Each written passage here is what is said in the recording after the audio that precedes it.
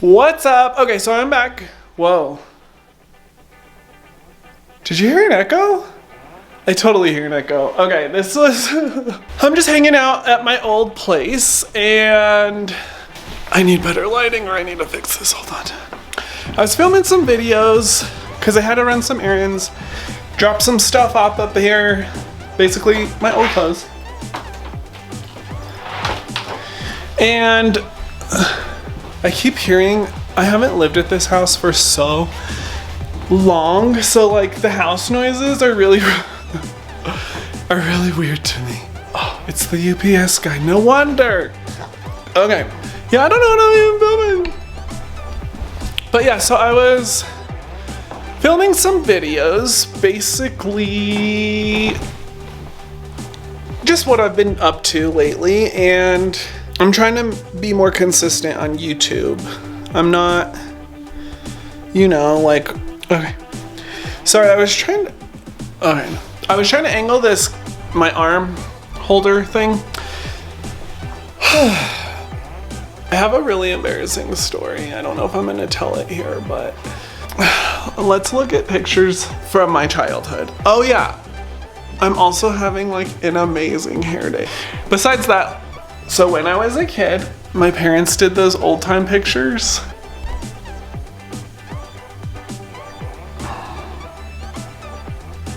I had a little gun.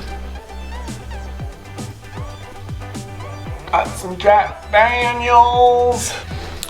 That was basically it. No, I'm just kidding. But I was kind of telling the story about why I think we just need more authentic, cool people on the internet. And maybe they're there and I just don't know them because, you know, I'm kind of bad at finding new creators. But, oh yeah, I was talking about the internet, the beauty community. The first time I experienced racism as a Hispanic male.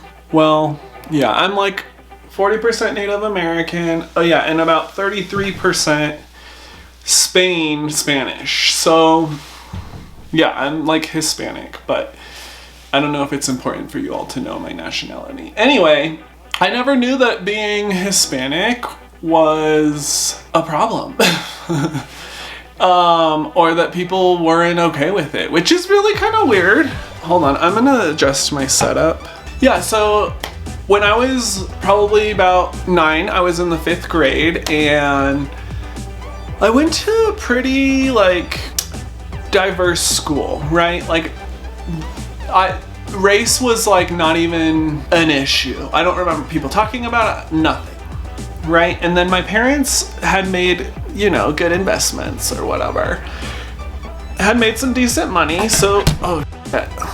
I just almost lost my whole setup there because I had to move that. My parents had made some decent investments and had moved us to the north side of town, which here, that is, I guess you would say like the more upper middle class part of town. I don't want to call it like upper class because that's disgusting, I feel. You know what I mean? I don't know. Anyway, I'm not rich. I'm not claiming to be rich. My parents just, you know, made some good decisions with their money when I was young and we moved to the nicer part of town, right? So I went to school up in the nicer part of town for about a year, no problems, nothing was wrong. Nobody mentioned anything about race, right? And then I went to the 6th grade. This video is gonna be you guys watching me adjust this camera and not tell this story, I swear. So I met this kid in 6th grade and he was really cool. I thought he was cool. A lot of people, you know, were in my grade thought he was cool, I guess. And my tribe was mostly females. Like my whole elementary school was always females. And then when I moved to the north side of town, I struggled making friends at first, but then I made a bunch of friends. And like my best friend was a guy. And then we had a group of like, it was like 3 girls and 2 boys. I was one of the boys. There was my friend and then, okay. So when we got to 6th grade, me and my best guy friend didn't have any classes together. So we were on different like teams. I don't know if you guys remember having teams, but we had teams at my middle school and you were like the blue team or the red team or the white team. And right, okay. Anyway, didn't have any classes with him, but I did end up having classes with this kid that I thought he was funny, and he had a decent amount of friends. I thought he was cool. I know some of the girls thought he was cute. So when me and him started like getting friendly with each other, I didn't think much of it until we like became best friends, and he made sure to point out my race being different from all of our friend group. Basically at that point, all the boys that we hung out with were white or variations of Caucasian, right? Like some of them had blonde hair, some of them had brown hair, some of them had red hair. You know what I mean? But they all had like the very light Caucasian skin. And I'm not dark. I mean, I'm kind of dark, but like, I'm definitely not Caucasian, okay? And yeah, he just like made sure I was aware that I was different and that I was a second-class citizen to the white people. And I kind of adopted his way of thinking throughout through a big portion of my life after that. I felt like I was a second-class citizen because of my skin color, and I allowed these kids at school to make jokes about it, and I pretended like it didn't bug me. But like long-term, low-key, it f***ed me up. It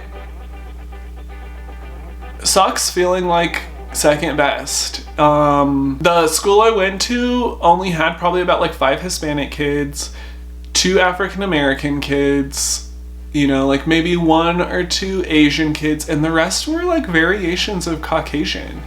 And I was the minority. I didn't realize I was the minority for a while until I made a joke about it, and then I realized I was the minority. But that way of thinking really affected me going into adulthood,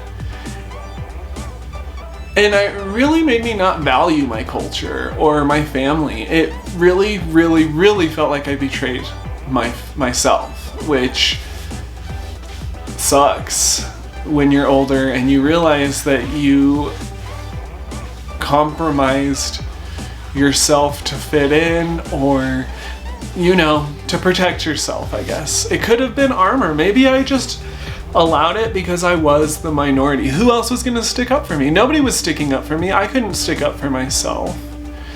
Yeah, I regret valuing that kid's opinion so much so that I thought that way. But the older I get, the more I'm realizing how my family history, my heritage is so important, and I'm so proud of it. Like, learning that I'm Native American gives me a sense of pride to be here on the same land as my ancestors, you know? And yeah, especially, like, I was already on this journey before this whole social and racial injustice thing came up, but I think also part of my story, I think, is addressing that kid in my school had to hear that racism from somewhere. From his mom, from his brother, from his dad, from somebody in his life taught him to think like that. He didn't just think like that for no reason, right? You don't discriminate against somebody or a group of people. I don't think you do on your own. So I think this is important that our kids are watching us. So it's really important that we model the behavior that we would like our kids to exude. Yeah, you know, and my mom and dad never knew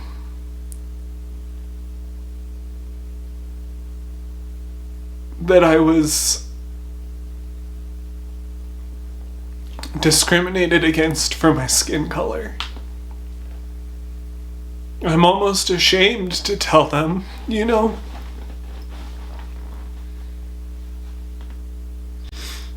Because really, when people make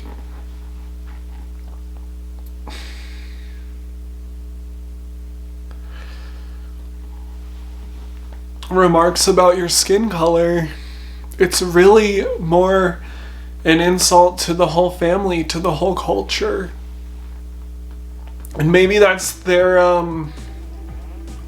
maybe that's the end goal, is to see them in more pain than you are. I don't know.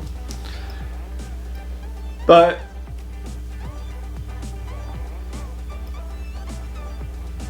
I'm honoring my family and myself, and I will never, ever, ever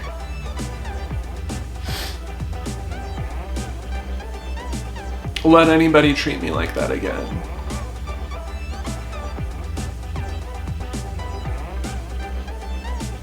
So, anybody out there that's been discriminated against, even if you're not a specific race, you could be discriminated against for multiple things. I was discriminated against for race, for my sexuality, even if I wasn't out at the time. People made speculation and talked about it without verifying it with me, and it was hurtful. Now I think back and I'm like, oh, maybe that's why I let them make fun of me for my skin color, because at least they weren't calling me or making fun of my mannerisms, you know? It's like, take the... It's horrible. It's horrible to say that, but it's like, you'd rather be made fun of for that than to be made fun of for... But like, it all just comes down to shame. Now I'm not ashamed of those things. I took the power back.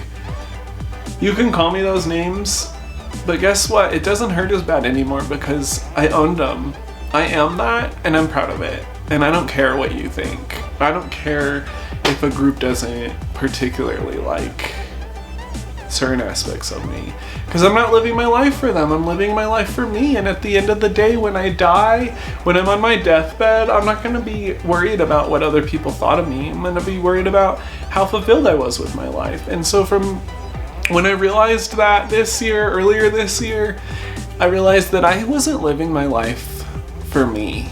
I was living it for the people around me, or I was living my life outside of myself, worried to be my true authentic self, because I was afraid that I wouldn't be worthy of connection. But now that I'm older, and I know that I am worthy of connection, and I know that my skin color doesn't matter, and I know that my sexuality doesn't matter, I can live an authentic, happy life for myself. But wow, this video is 22 minutes. I don't even know if I'm gonna post it, but I knew I needed to film something like this because I've been feeling it for a while. I don't know. This subject is so tricky and so sticky. It's hard to talk about. I guess that's all. It's hard to talk about because I've never told anybody. I don't talk about this stuff with people in my life. I've never told my mom or my dad or my family members or my friends that I've been discriminated against for my skin color. Am I too ashamed to tell them? I don't know. But it happens, and it hurts. And we're at the time in history where we can change this. We can humanize ourselves. We can all embrace each other for our differences, right? If Lady Gaga didn't make her art, where would we be? You know, all these little differences about us, and it should really bring us closer. We're all human. We're all on Earth. We all want to be happy. We all want to enjoy the time we do have here. I think we can all agree that we don't want war. War is not a means to an end. I think that should be our very last means, not our first option, right? Like, we should probably send a text and call people before we bomb them, but who am I? I'm just some, gay kid from Colorado trying to figure my life out, so. Alright, that's it for this video. Enjoy a little moment of your day today, so when you look back, you'll remember that you won't regret that you didn't enjoy some of the little moments of your life. Thanks for listening to my story today. If you found any value, I know I say this in a lot of my videos, but please subscribe, or like, or comment, or share. Yeah. And I'll see you on the next one. Gosh, this lighting sucks.